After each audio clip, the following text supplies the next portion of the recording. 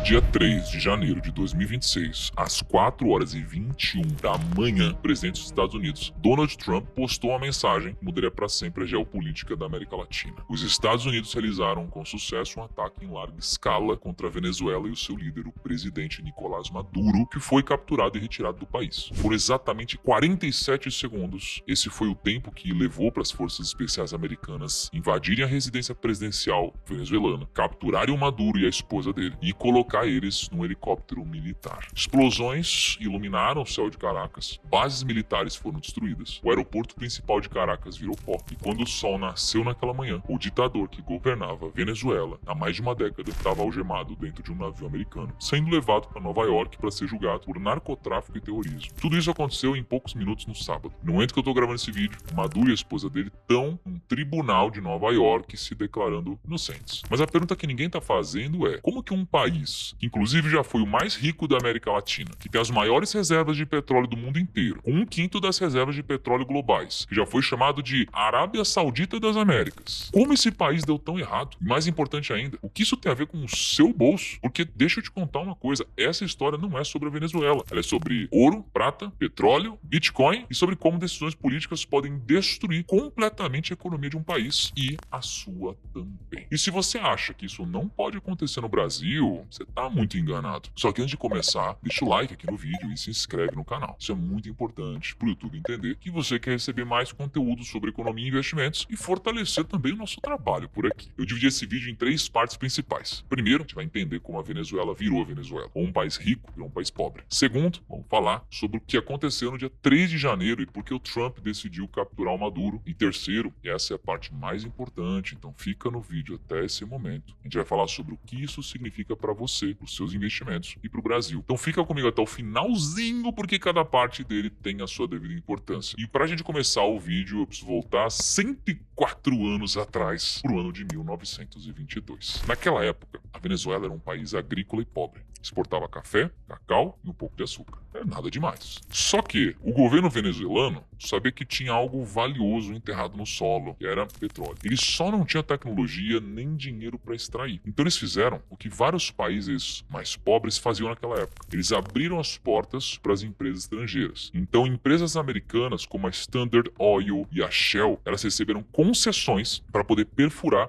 e extrair o petróleo venezuelano. O acordo funcionava da seguinte forma: as empresas detinham o conhecimento e o dinheiro para o trabalho, faziam todo o investimento, extração e refino, e em troca elas ficavam com a maior parte dos lucros. Já o governo venezuelano recebia royalties, que é uma porcentagem bem menor de todo esse dinheiro. E foi assim que em 1922 um grupo de petroleiros americanos estava perfurando o solo venezuelano quando de repente jorrou petróleo. E não foi pouco, foi o maior poço de petróleo do planeta até aquela data. A Venezuela tinha acabado de descobrir que estava literalmente sentada em cima de um oceano de ouro negro. E eu não estou exagerando quando eu falo oceano, porque hoje a Venezuela tem 303 bilhões de barris de petróleo em reservas provadas. Isso é mais do que a Arábia Saudita, mais do que Iraque, mais do que qualquer outro país no planeta. E aos preços de hoje, isso equivale a aproximadamente 17 trilhões de dólares. É 4 vezes o PIB inteiro do Japão, quase metade da dívida americana. E durante décadas, a Venezuela prosperou com o petróleo. Nos anos 1950, 60 e 70, o país era considerado um dos mais ricos da América Latina. Caracas, que é a capital da Venezuela, era chamada de a Miami da América do Sul. Tinha prédio moderno, avenida larga, carro importado nas ruas. A classe média venezuelana viajava para Miami para fazer compra. Os restaurantes serviam lagosta, champanhe francês, enquanto outros países da América Latina estavam lutando com ditaduras militares, instabilidade política, e a Venezuela tinha uma democracia funcional e uma economia pujante. Só que todo esse dinheiro do petróleo criou um problema silencioso que ninguém queria admitir. A Venezuela estava viciada no petróleo. O país produzia petróleo e mais nada. 95% das exportações vinham do petróleo. O governo dependia do petróleo. A economia inteira dependia do petróleo. E aí, em 1998, apareceu um homem que mudaria tudo. Esse cara chamava Hugo Chávez. O Chávez era um ex-militar, carismático, que soube usar o discurso populista como ninguém. Aí ele culpava a elite venezuelana e o imperialismo americano por todos os problemas do país. E por trás de toda essa prosperidade que o petróleo trouxe, a Venezuela tinha uma desigualdade social realmente imensa. Os ricos eram muito ricos e os pobres eram muito pobres. E o Chávez prometeu acabar com isso. Ele prometeu distribuir a riqueza do petróleo para todos os venezuelanos. Ele foi eleito com folga, com larga vantagem. Logo depois de ele assumir, ele fez algo que nenhum presidente tinha feito antes. Ele nacionalizou completamente a indústria do petróleo. Em 1998, ele criou a PDVSA, Petróleos de Venezuela SA, e colocou o petróleo todo nas mãos do Estado. E no começo funcionou. Entre 2004 e 2008, o preço do petróleo disparou no mundo inteiro, de $30 o barril para mais de $140, e o Chávez gastou esse dinheiro como se não houvesse amanhã. Ele criou programas sociais massivos, porque afinal de contas tinha muita gente precisando de ajuda. Ele construiu casas populares, ele subsidiou alimentos, ele melhorou escolas e hospitais, e a pobreza na Venezuela caiu pela metade durante o governo Chávez. E o povo amava ele. O Chávez era reeleito com 65% dos votos. Ele aparecia na TV toda semana, num programa de várias horas, chamado Alô Presidente, onde ele cantava, ele dançava, ele falava sobre política. O que ninguém sabia é que ele tinha destruído completamente a capacidade produtiva do país. Deixa eu te explicar de uma forma simples o que aconteceu. Quando você nacionaliza uma empresa, você tira ela das mãos dos empresários e coloca nas mãos dos políticos. Na teoria, o discurso é bonito, mas os políticos, eles não entendem, na maioria das vezes, nada de gestão. Os políticos, geralmente, eles querem os votos. Então a PDVSA foi aparelhada. O Chávez colocou os amigos dele, militares, aliados políticos, para comandar a empresa. E pessoas que não sabiam nada sobre extração e refino de petróleo estavam lá. A produção começou a despencar, a infraestrutura começou a se deteriorar. Em 2002, a Venezuela produzia 3,5 milhões de barris por dia. Em 2020, produzia menos de 500 mil barris. E não foi só o petróleo. O Chávez também expropriou, que é um jeito bonito de dizer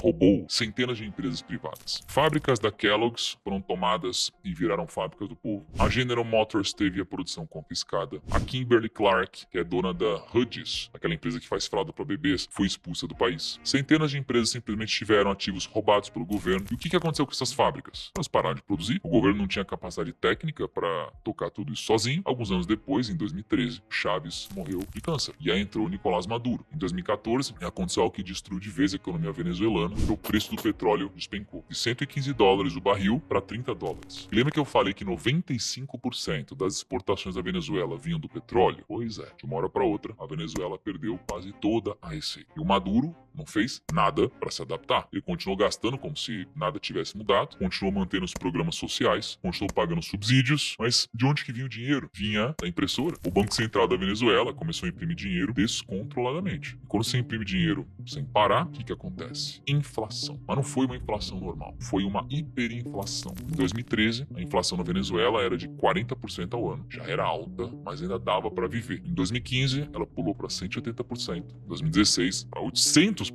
Em 2017, para 1.370%. Em 2018, a inflação foi de 130 mil por cento. Em 2019, atingiu o pico. Foi 9.585.000%, quase 10 milhões por cento de inflação num ano. As pessoas iam no mercado de manhã e os preços eram completamente diferentes à tarde. Restaurantes pararam de imprimir cardápios com preços, porque os preços mudavam várias vezes por dia. Você precisava de uma mochila cheia de dinheiro para comprar pão. Em alguns casos era mais barato usar as notas como papel higiênico do que comprar papel higiênico de verdade. A moeda venezuelana, o bolívar, não valia nada. Enquanto isso acontecia, o Maduro criou um sistema de câmbio que era completamente manipulado. Ele estabeleceu a taxa oficial em 10 bolívares por dólar, mas essa taxa só era acessível para os amigos dele, militares e aliados políticos. Todo mundo comprava dólar a 10 bolívares e vendia no mercado paralelo por 12 mil bolívares. Era basicamente um esquema de corrupção oficializado. E enquanto o povo passava fome, os militares, os aliados do Maduro ficavam super ricos com esse esquema. As consequências foram catastróficas, hospitais ficaram sem remédios, faltava vacina, pessoas morriam de doenças. Tinham cura simples, supermercados ficaram vazios, o governo racionou comida e criou um sistema de cartão de racionamento, a criminalidade explodiu, Caracas virou a cidade mais perigosa do mundo e os venezuelanos começaram a fugir.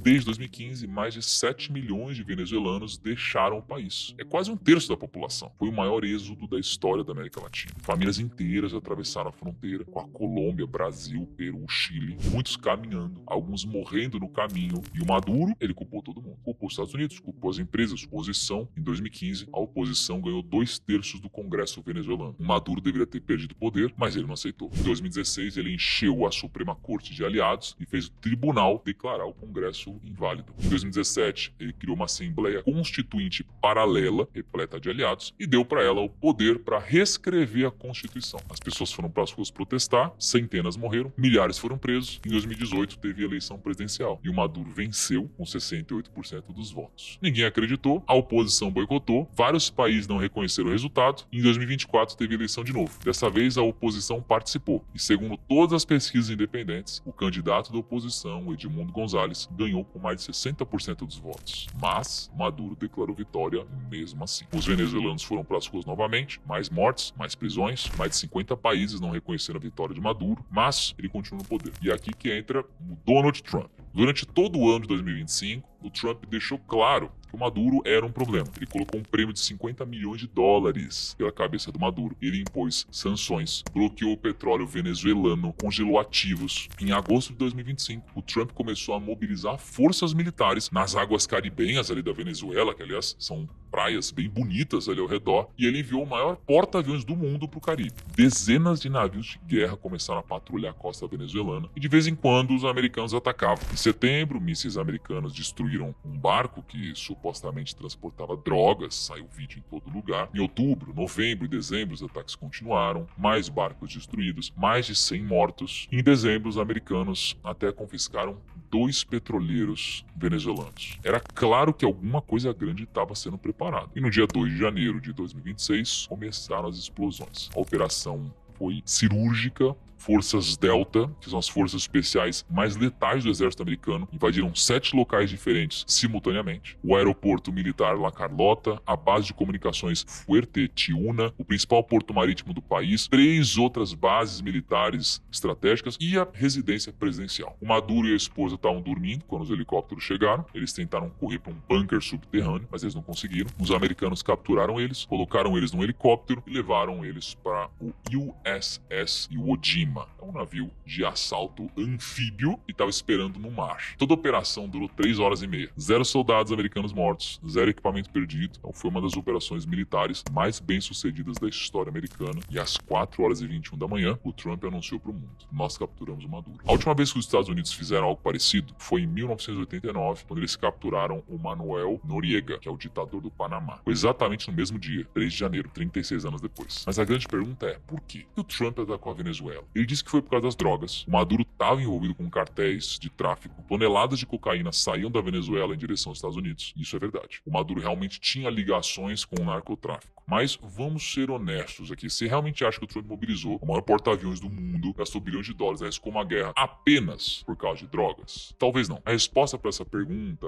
pode ser petróleo. O mesmo petróleo que enriqueceu a Venezuela nas décadas de 60 ainda está debaixo do solo. São 17 trilhões de dólares em reserva de petróleo e 1/5 da reserva do planeta. E agora, com o Maduro fora do caminho, as empresas americanas podem voltar a explorar esse petróleo. Empresas como a Chevron, ExxonMobil, ConocoPhillips, todas essas empresas foram expulsas da Venezuela pelo Chávez e pelo Maduro. A Chevron, por exemplo, logo quando o mercado americano abriu, depois da captura do Maduro, disparou mais de 8% em valor de mercado, justamente porque agora essas gigantes petrolíferas vão poder voltar a explorar o petróleo venezuelano. E o próprio Trump já deixou claro em entrevistas que os Estados Unidos vão administrar a Venezuela durante essa transição. E ele disse que as empresas americanas de petróleo vão voltar a operar no país. Isso significa bilhões, talvez trilhões de dólares em lucros para essas empresas nos próximos anos. Porque lembra que o petróleo ele é finito, vai sendo usado e vai acabando, vai tendo cada vez menos. Só que existe um outro motivo estratégico aqui que é tão importante quanto o petróleo, geopolítica. Aos poucos a Venezuela estava se tornando uma base para China, Rússia e Irã na América Latina. A China tinha investido bilhões em infraestrutura venezuelana. A Venezuela vendia quase 70% de todo o petróleo para a China e tinha até uma estação espacial chinesa na Venezuela. A Rússia vendia armas para o Maduro e mantinha assessores militares lá. O Irã enviava petróleo e drones para ajudar o regime. E para os Estados Unidos isso era inaceitável. Estado. Então a captura do Maduro não é sobre Venezuela e petróleo apenas, é sobre mandar um recado para China, Rússia e Irã, dizendo que a América Latina é dos Estados Unidos. Esse foi o recado que o Trump quis passar. E agora você deve estar se perguntando, o que tudo isso tem a ver com você e com o seu dinheiro? Tem várias coisas em jogo nesse momento. A primeira que a gente precisa ficar de olho é o preço do petróleo. Se a Venezuela voltar a produzir petróleo em grande escala, a oferta global vai aumentar. E quando a oferta aumenta, o que acontece com o preço? O preço cai. Isso é bom para o consumidor. Petróleo mais barato significa gasolina mais barata, diesel mais barato, passagem aérea mais barata, até mesmo comida mais barata. Porque isso aqui diminui o custo de transporte da comida até a sua mesa do jantar. O problema é que as únicas empresas que devem se beneficiar desse movimento são as próprias empresas americanas que vão extrair e refinar o petróleo venezuelano. As outras ao redor do mundo, inclusive no Brasil, não vão ter acesso a esse petróleo. Então elas vão ver um aumento de oferta, que pode gerar uma diminuição de preço, mas sem participar dessa festa toda. Então isso talvez não seja tão positivo assim para as empresas petrolíferas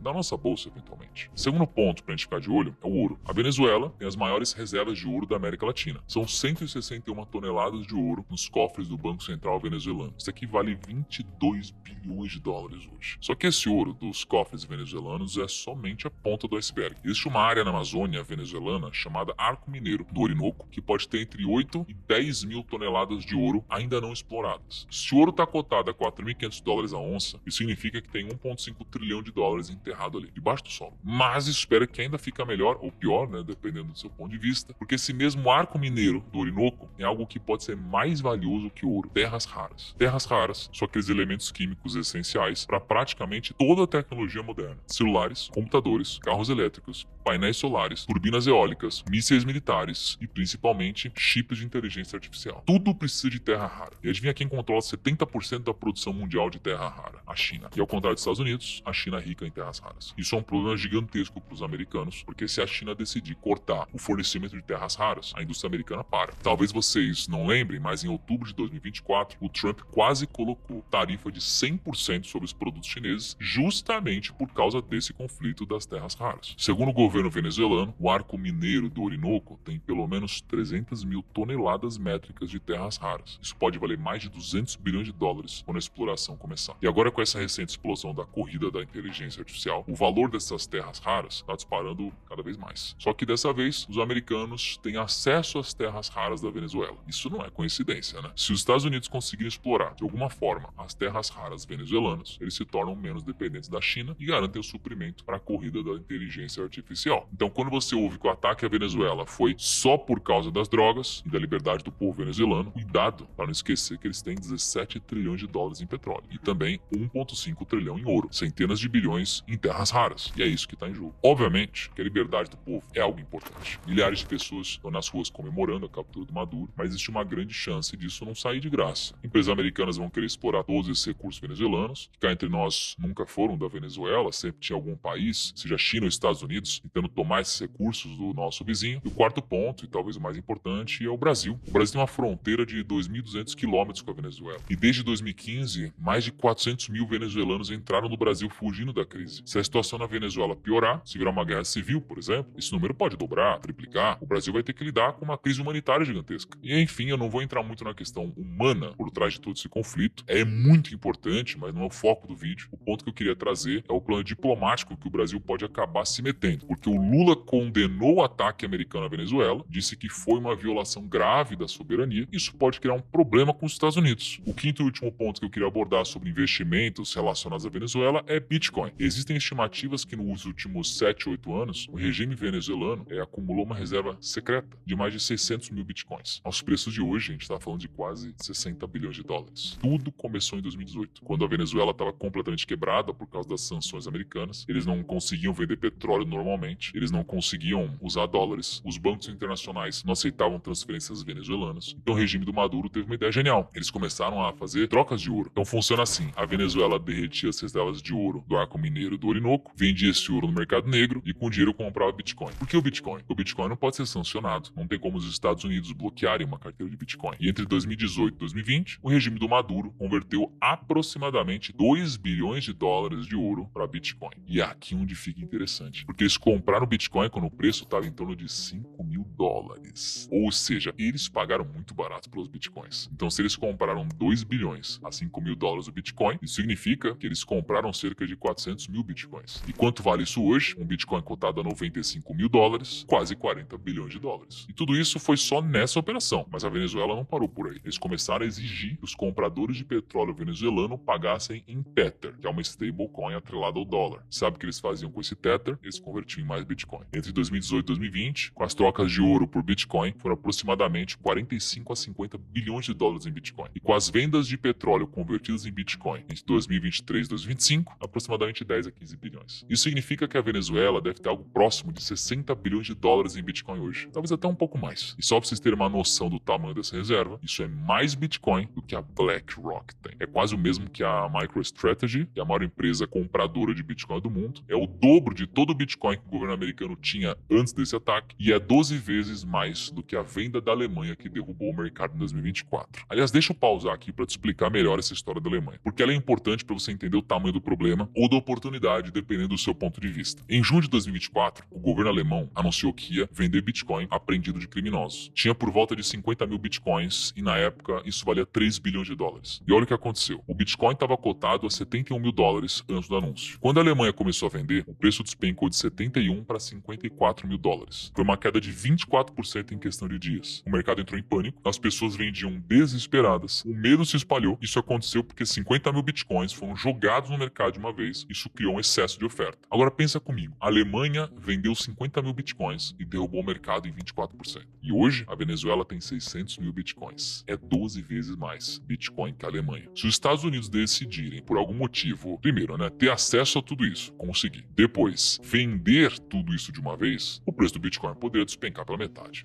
Ser um massacre no mercado cripto ou uma oportunidade. E como vocês sabem, os Estados Unidos capturaram Maduro, mas nada adianta ter o Maduro se você não tem as senhas das carteiras do Bitcoin. Então, supondo que ele saiba a senha de todos esses bilhões de Bitcoin, provavelmente vai rolar um interrogatório intenso dos americanos, tentando descobrir as senhas e oferecendo acordos do tipo, entrega as senhas da sua carteira e a gente reduz a sua pena, protege a sua família, ou te deixar vivo, Porque sem as chaves, esses 60 bilhões de dólares estão perdidos para sempre. Agora, se os Estados Unidos conseguirem as senhas, aí tem 3 cenários possíveis. Cenário 1, que é o mais provável, é o congelamento. O Bitcoin ficar preso por anos, credores da Venezuela vão tentar pegar, o Departamento de Justiça vai brigar, vai virar uma briga judicial gigantesca, e enquanto isso os Bitcoins ficam parados, congelados. Isso seria extremamente positivo para o preço do Bitcoin, porque 600 mil Bitcoins representam 3% de toda a oferta circulante de Bitcoin no mundo. Então, se esses Bitcoins ficarem travados por 5, 10 anos, a oferta disponível no mercado diminui drasticamente. Uma menor oferta significa que o preço sobe. Cenário 2, também provável. Reserva estratégica, O presidente dos Estados Unidos já deixou claro várias vezes que ele é a favor do Bitcoin, já falou em criar uma reserva estratégica de Bitcoin para os Estados Unidos. Então existem sim